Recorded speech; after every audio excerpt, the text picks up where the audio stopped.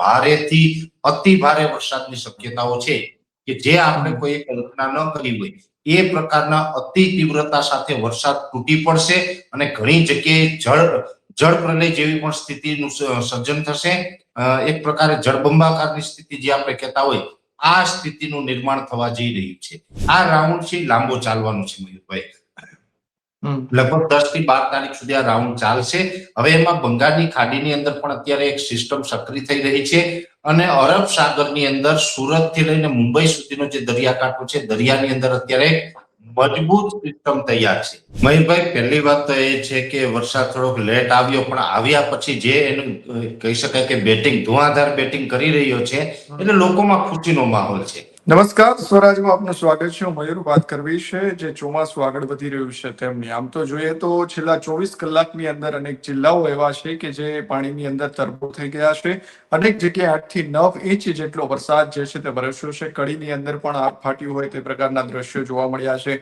8 થી 9 ઇંચ વરસાદ જે છે તે વળ્યો છે. સુરત, વલસાડની અંદર પણ સારો વરસાદ છે.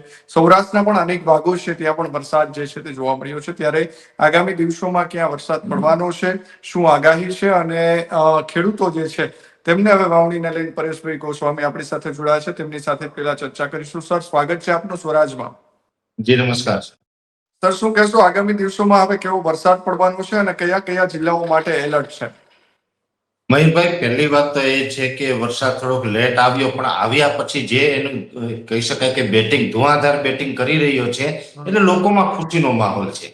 અને આમ જોવા જઈએ તો જે રીતે ચોમાસું આગળ વધી રહ્યું છે આજે એટલે કે 3 જુલાઈ 2026 ના રોજ પણ ચોમાસાએ પ્રગતિ કરી છે. ચોમાસું આગળ વધ્યું છે. આજે લગભગ સૌરાષ્ટ્રના તમામ વિસ્તારોને કવર કર્યા છે. ભલે એક વાત અલગ છે કે ચોમાસું જ્યાં સુધી પહોંચ્યું ત્યાં અમુક ક્રાઇટેરિયા પૂર્ણ થયા હોય એટલે સ્વાભાવિક રીતે વૈજ્ઞાનિક ઢબે જે કઈ વેધરના નિયમો છે, મિટિયોલોજી ડિપાર્ટમેન્ટના રૂલ્સ મુજબ ત્યાં ચોમાસું પહોંચી ગયું કહેવાય.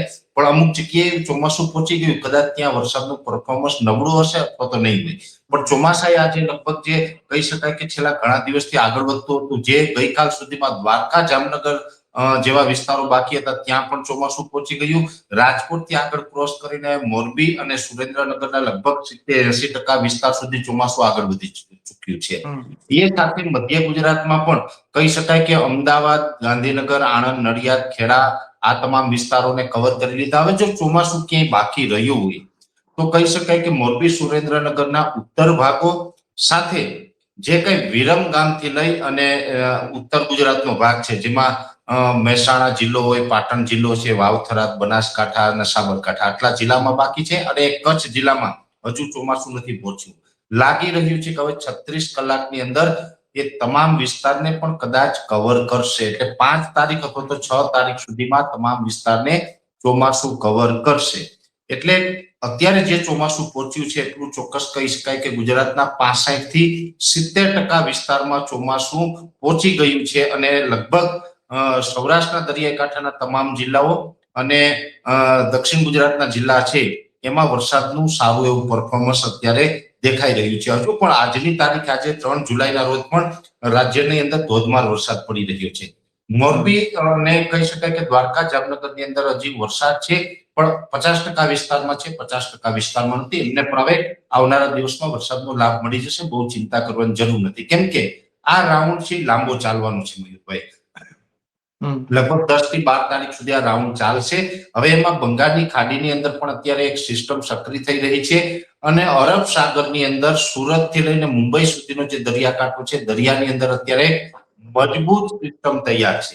હવે આ જે મજબૂત સિસ્ટમ તૈયાર છે એને કારણે આવનારા દિવસમાં એટલે લગભગ કાલે 4 અથવા તો 5 તારીખથી લઈ અને 8 તારીખ સુધીમાં દક્ષિણ ગુજરાત અને મહારાષ્ટ્રના મુંબઈ સુધીના વિસ્તારની અંદર ભારેથી અતિ ભારે વરસાદની શક્યતાઓ છે કે જે આપણે કોઈ કલ્પના ન કરી હોય એ પ્રકારના અતિ તીવ્રતા સાથે વરસાદ તૂટી પડશે અને ઘણી જગ્યાએ જળ પ્રલય જેવી પણ સ્થિતિનું સર્જન થશે. એક પ્રકારે જળબંબાકારની સ્થિતિ જે આપણે કહેતા હોય આ સ્થિતિનું નિર્માણ થવા જઈ રહ્યું છે. એટલે દક્ષિણ ગુજરાત જેની અંદર સુરત હોય, ચીખલી છે, રાજપીપળા જેવો વિસ્તાર છે અથવા તો જે વલસાડ, નવસારી, બિલીમોરા, ડાંગ જિલ્લો છે આ જે તમામ વિસ્તારનો સમાવેશ થાય છે. દાદરા નગર હવેલી અને પેલું આપણે દમણ દમણની અંદર પણ કદાચ મને લાગી રહ્યું છે કે અતિ તીવ્રતા સાથે ગયા વર્ષમાં પણ જે અતિ વરસાદ ન જોવા મળ્યો હોય એવો વરસાદ છે હવે 4 દિવસ દરમિયાન ત્યાં જોવા મળે તેવી શક્યતાઓ છે. એટલે દક્ષિણ ગુજરાત અને ખાસ કરીને સુરત થી લઈને મુંબઈ સુધીનો વિસ્તાર છે, આ તમામ વિસ્તારને અત્યારે રેડ એલર્ટ આપી શકાય આવી પરિસ્થિતિનું નિર્માણ થયું છે. બાકી જે સૌરાષ્ટ્રના જે દરિયાઈ કાંઠાના જિલ્લા હોય જેમાં ભાવનગર, અમરેલી, ગીર સોમનાથ અને જુનાગઢ, આ 4 જિલ્લા એવા છે એને પણ આપણે ઓરેન્જ એલર્ટમાં મૂકી શકીએ એ સ્થિતિમાં છે. અને હજુ આવનારા 2 દિવસ સુધી સૌરાષ્ટ્રની અંદર પણ દરિયાકાંઠે વરસાદની તીવ્રતામાં ઘટાડો થાય તેવી શક્યતાઓ હતી. ખાસ કરીને વરસાદનું પરફોર્મન્સ છે એ હજુ આવનારા 2 દિવસ સુધી ઉત્તર ગુજરાતના અમુક વિસ્તાર હોય જેમાં બનાસકાંઠા હોય, વાવથરા છે કે પાટણ જિલ્લો છે, ત્યાર પછી કચ્છ જિલ્લો છે, આ જિલ્લાની અંદર થોડુંક હળવું પરફોર્મન્સ રહી શકે છે. બાકી ઓલ ઓવર ગુજરાતની અંદર અત્યારે સારા વરસાદની સંભાવનાઓ છે અને 10 તારીખ સુધીમાં તો ઘણી જગ્યાએ કહી શકાય કે સારામાં સારો વરસાદ, આખું વર્ષનું ચિત્ર બદલાઈ ગયું હોય એ પ્રકારનો માહોલ જોવા મળશે. અને જે આપણે વરસાદની રાહ જોતા હતા, વરસાદ થોડો લેટ થયો પણ અત્યારે ખેડૂતોની અંદર કહી શકાય કે મનની શાંતિ મળે એ પ્રકારનો વરસાદ ચોક્કસથી વરસી રહ્યો છે અને આગળના દિવસોમાં પણ વરસાદ વરસવાનો છે. અને હવે ગણતરીના કલાકો કે ગણતરીના દિવસોની અંદર ઓલ ઓવર ગુજરાતને ચોમાસું કવર કરી લેશે અને હવે પછીનું ચોમાસું છે તે રાબેતા મુજબનું રહેવાનું છે.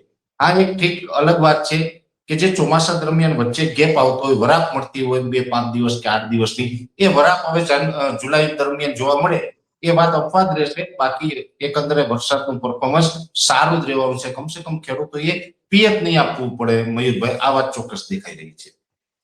સર, જ્યાં પણ વરસાદ પડી રહ્યો છે ત્યાં 8 થી 9 ઇંચ જેટલો વરસાદ, ક્યાંક 3 કલાકની અંદર 8 ઇંચ, ક્યાંક 5 કલાકની અંદર 9 ઇંચ, આ પ્રકારનો વરસાદ પડી રહ્યો છે. આમ તો ચોમાસું મોડું આવ્યું પણ સારું આવ્યું, પણ જ્યાં પણ પડી રહ્યો છે ત્યાં 8-8, 9-9 ઇંચ વરસાદ પડી રહ્યો છે. શું કારણ?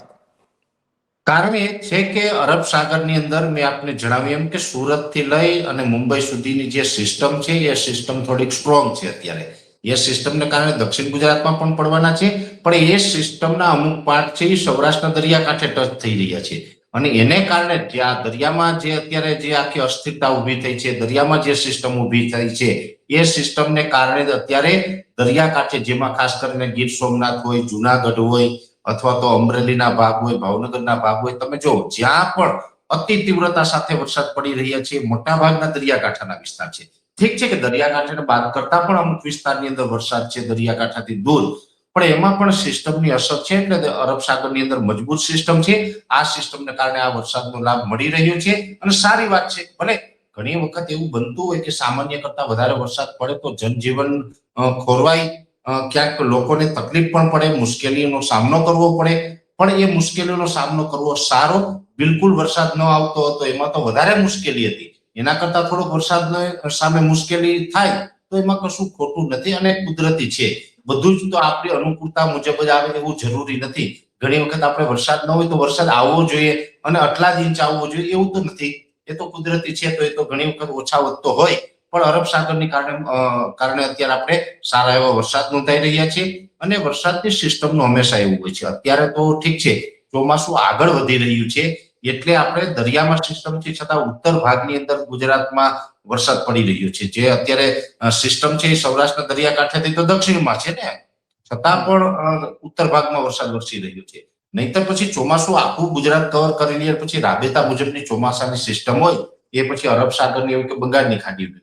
વૈજ્ઞાનિક નિયમ એવો છે કે સિસ્ટમ જ્યાંથી પસાર થતી હોય ત્યાંથી દક્ષિણ દિશામાં 200 કિલોમીટરના એરિયામાં ભારે વરસાદ હંમેશા પડતો હોય છે. પણ અત્યારે ઉત્તરમાં થોડું વધારે પડે એનું કારણ છે કે અત્યારે ચોમાસું છે આગળ વધી રહ્યું છે એટલે એક એનું કહી શકાય કે જે બોટમ સાઈડનું જે પ્રેશર છે આ પ્રેશર કામ કરી રહ્યું છે અને જેટલો વરસાદ આપણે પડી રહ્યો છે એમના કરતા તો દરિયામાં વધારે જ પડી રહ્યો છે. અત્યારે જે રીતે અમે અલગ અલગ સેટેલાઇટથી ચેક કરી રહ્યા છીએ, આપણે 2 કલાકની અંદર કદાચ 7-8 ઇંચ પડે છે તો દરિયાની અંદર તો 2 કલાકની અંદર 10 થી 12 ઇંચ અત્યારે વરસાદ વરસી રહ્યો છે. કેમ કે સિસ્ટમ દરિયામાં છે અને દરિયામાં વધારે વરસાદ પડી રહ્યો છે. એક વાત તો એ પણ છે કે આમ તો કુદરતની કૃપા છે કે આ સિસ્ટમ દરિયામાં છે અને દરિયામાં ગતિ ઓછી કરી રહી છે. નકર જો આ સિસ્ટમ અત્યારે સંપૂર્ણપણે ગુજરાત ઉપરથી પસાર થાય, જે અરબ સાગરમાં છે, જે 2 દિવસ પહેલા યુએસી હતી, અપર એર સાયક્લોન હતી, અત્યારે લો પ્રેશર બની ગઈ છે. જો આ લો પ્રેશર છે એ સંપૂર્ણ ગુજરાત ઉપરથી પસાર થાય તો જળ પ્રલયની સ્થિતિનું નિર્માણ થાય એમ હતું, પણ આપણે એમાંથી બચી ગયા છે. ભલે 8-10 ઇંચ વરસાદ પડે પણ એટલેથી વાત અટકે છે, નહીતર તો આપણી પરિસ્થિતિ બહુ ખરાબ થાય એમ હતી. પણ એકંદરે સારું છે, વરસાદ પડી રહ્યો છે અને 10 તારીખ સુધી હજી ગુજરાતમાં વરસાદની સંભાવનાઓ રહેલી છે. જી બિલકુલ સર, આપે કહ્યું તે પ્રમાણે કે સુરત, જે વલસાડ સહિતના જે વિસ્તારો છે ત્યાં રેડ એલર્ટ જે છે તે આપવામાં આવ્યું છે. સૌરાષ્ટ્રના પણ અનેક ભાગો જે છે તે ત્યાં ઓરેન્જ એલર્ટ આપવામાં આવ્યું છે અને ગુજરાતની અંદર હવે જેમ જેમ ચોમાસું આગળ વધી રહ્યું છે તેમ ગુજરાતના અનેક ભાગોની અંદર અત્યારે વરસાદ જે છે તે પડી રહ્યો છે. ખૂબ ખૂબ આભાર સર, સ્વરાજ સાથે જોડાવા બદલ.